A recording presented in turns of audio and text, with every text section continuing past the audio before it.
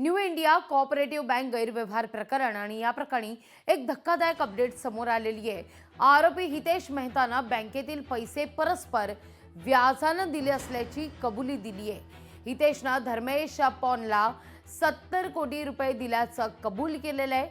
आर्थिक गुन्हे शाखेने धर्मेश पॉनला सुद्धा अटक केली आहे। काही वर्षांपूर्वी हितेशने धर्मेशकडून फ्लॅट विकत घेतल्याची कबुली सुद्धा दिली आहे। त्या दोघांमध्ये मैत्रीपूर्ण संबंध असल्याचं देखील त्यांनी मान्य केलंय।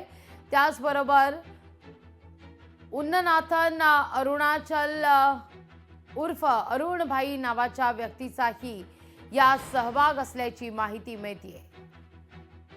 उन्ननाथन अरुणाचल मक उर्फ अरुण भाई या नावाच्या व्यक्तीचाही या समावेश असल्याचं कळतंय।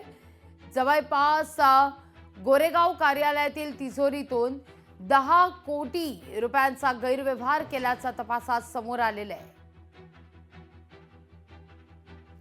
अधिक माहिती घेतोय आपले प्रतिनिधी स्वप्नील जाधव यांच्याकडून। स्वप्नील, काय अधिक माहिती या सगळ्या संदर्भात?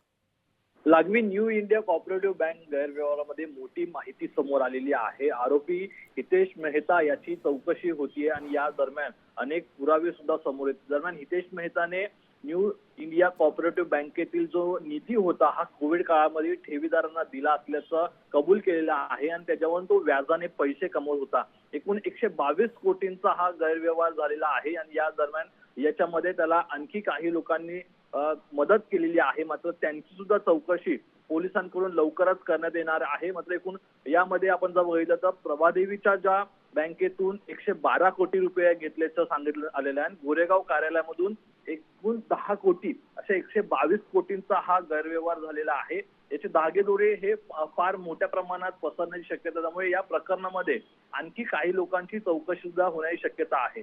लागवी